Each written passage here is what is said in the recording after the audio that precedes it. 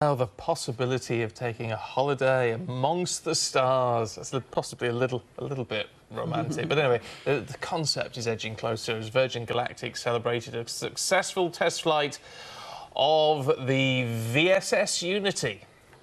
Yes, it's seen as a huge step forward in space tourism. And joining us now from Vietnam is the founding astronaut for Virgin Galactic, Per Wimmer. Welcome to you. Thank you for joining us. As we said, the first successful test since 2014, and that's when the accident occurred and that pilot sadly died.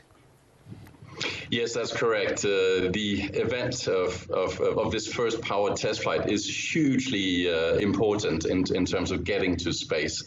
Because there's been a lot of tests done up until this point, but powered test flight is really the final milestone, the final phase, if you like, that separates me from becoming an astronaut. So you can imagine how I feel since Thursday when we learned about the successful test flight. I'm absolutely ecstatic. This means that I'm now going to become an astronaut. It's a big life-changing event in my life. I've had this dream 18 years ago, and now finally, courtesy of the power test flight, it now looks like that's going to become a reality. So the test flight, it didn't actually enter space, though, did it? It didn't, and it wasn't meant to be, but it was a successful first test flight. It went up to 25 kilometers. It was the 12th test flight for VSS Unity, and the 246th flight for the mothership carrying the plane. So we now know that it is possible to light the candle, as we say, to get into powered test flight mode. What remains still, and this will be happening throughout 2018, will be to expand the envelope to have longer burns than 30 seconds, pushing the rocket further and further up. But that's actually comparatively easier than going from a glide flight test, which was done up till date, and then into power test flight. So this is hugely significant. This really means that the runway is now cleared for me to go into space, and I can't wait to go. So excited. We can hear the excitement in your voice there, anticipating what's ahead. But how far away is this for ordinary tourists that would like to take a trip to space? Well, this is the final part of the test program, now that power test flight mode is in full action. So it's a question of how many further test flights will now be required. I am sure that Virgin Galactic will do their utmost to stay on top of safety, and there'll be safety first and timing second.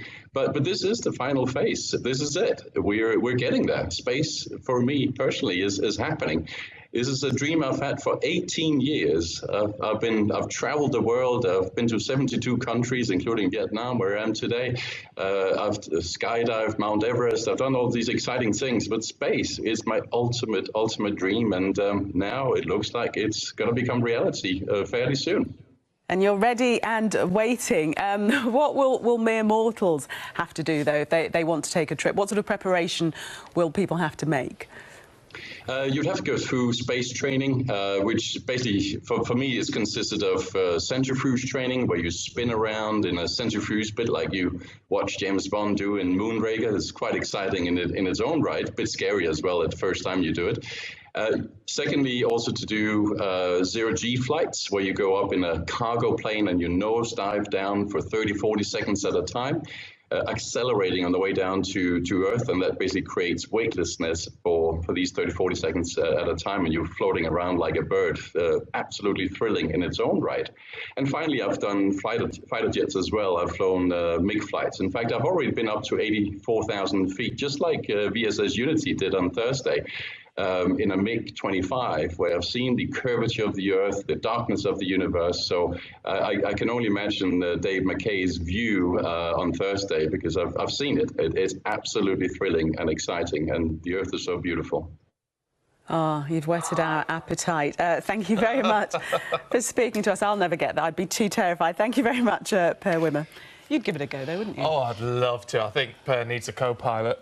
I'd be so scared. I'd love to do it. Oh, well, I dream of that. Let's have a quick check on the sports headlines.